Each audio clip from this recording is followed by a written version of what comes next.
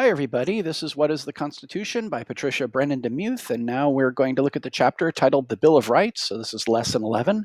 And so our first part, we're going to look at the pictures and the other things. So if you have a copy of your book, then why don't you go grab that? And if your brain isn't plugged in, go plug your brain in. All right, moving on. So once again, we're previewing the chapter by looking at all the pictures because that's going to help us get our brain engaged and we'll remember things better. We'll learn better that way. And so there's our brain. We're going to use a bunch of different reading strategies. I'll just remind you about the last one again because it's changed a little bit this time again. If there are questions, you always want to read the questions before you read the text. It helps you identify what it is you need to pay attention to. In this case, if there are no questions, because there aren't for this, change the chapter title, in this case, the Bill of Rights, into a question. So I changed it into what's so important about the Bill of Rights? I mean, they gave it its own chapter, so what's so important? All right, on to the chapter. So grab your book if you've got it nearby. And here we are on page 86. And at the very top, it says Chapter 8, the Bill of Rights. Glad that our brain showed up. And so that's what this chapter is about. We have two pictures. That's why we need our brains on, because they are not captioned.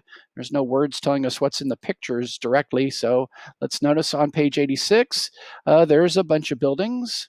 And there's a tree and it looks like a street. There's some people that appear to be walking or standing on the street. And then if you look over here, there's a horse-drawn carriage. So this would indicate to me, my best guess would be that this is at a different time in history, like a long time ago, the fact that there's a horse-drawn carriage. All right, moving over onto page 87, if you notice this, there is a whole bunch of people in this picture.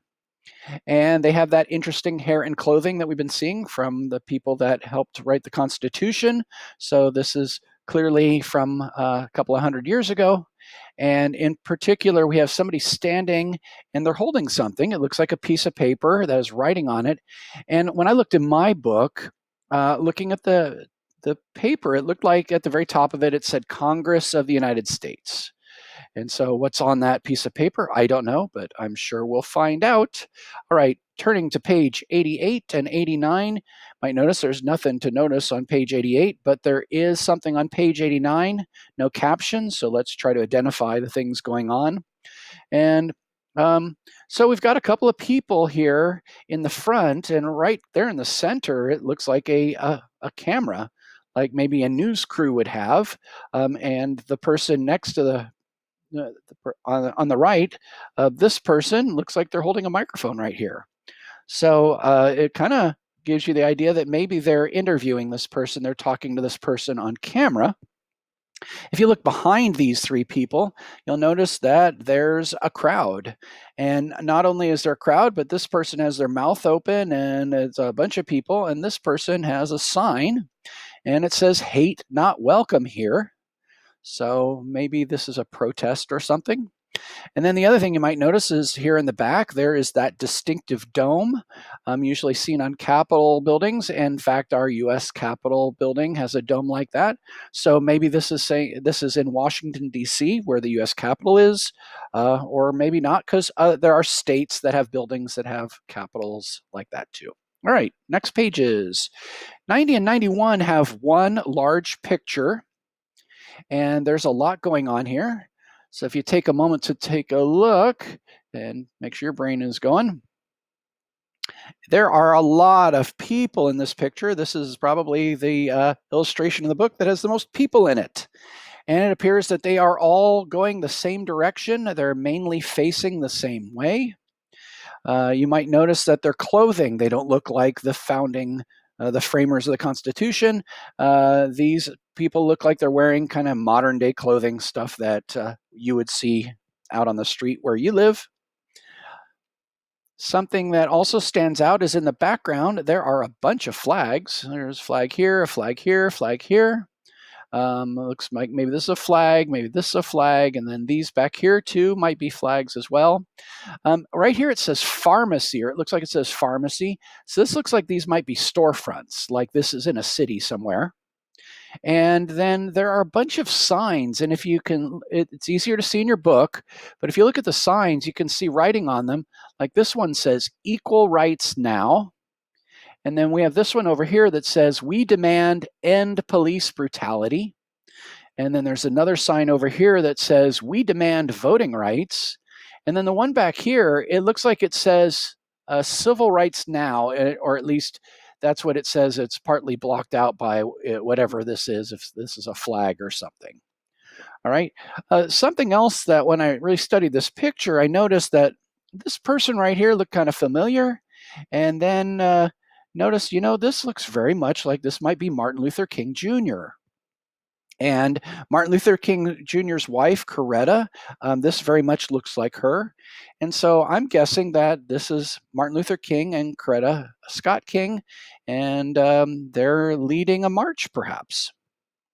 On 92 and 93, again, we have pictures without captions, so make sure your brain is engaged. Over here on 92, we see it's the logo for the United States National Guard. So it's a logo. And then if you take a look over at page 93, you can see there's this person, looks like they're wearing a uniform from the Revolutionary War. And so, that hat, distinctive tri-corner hat, and this jacket, wearing some sort of a backpack or something. And then you might notice, of course, that this person appears to be holding a gun. And this thing looks very much like the containers that were made out of horns that people used for putting gunpowder into their guns way back when. And so perhaps that's what's going on here. Perhaps this person is loading his gun. On 94 and 95, again, a couple of pictures without captions. So let's see if we can figure out what's going on as best we can. So in 94, we can see there's 1, 2, 3 people, and they're wearing modern clothing. He's definitely wearing a jacket and a tie, and he's got glasses on. Same with this person, wearing a jacket, kind of a suit sort of thing.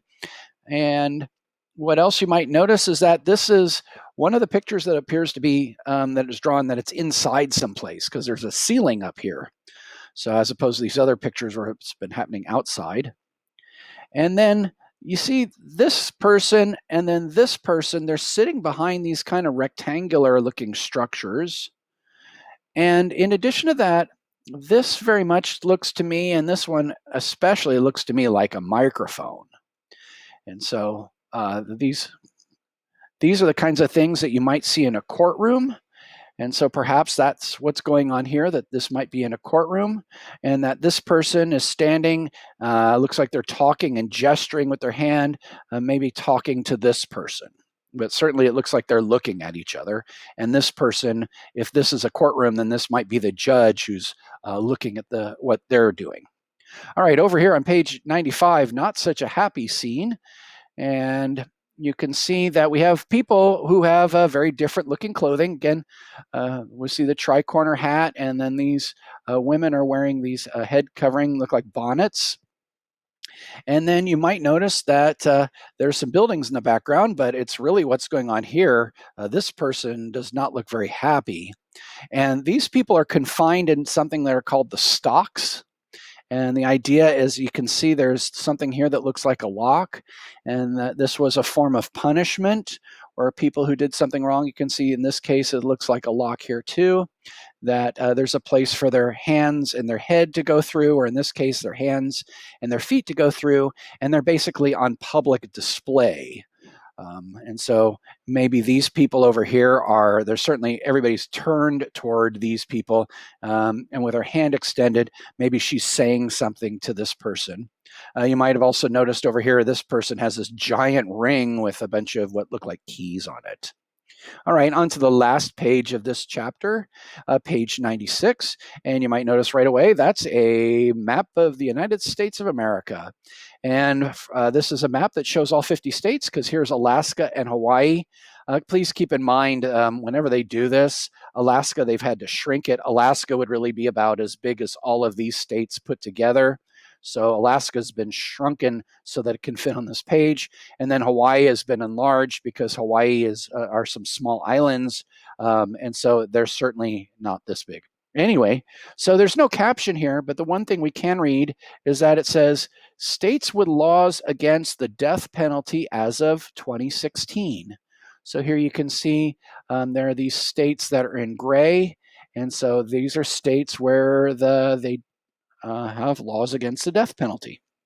All right, and so that's it for looking at these pictures. Let's move on to lesson 2, where we read the chapter.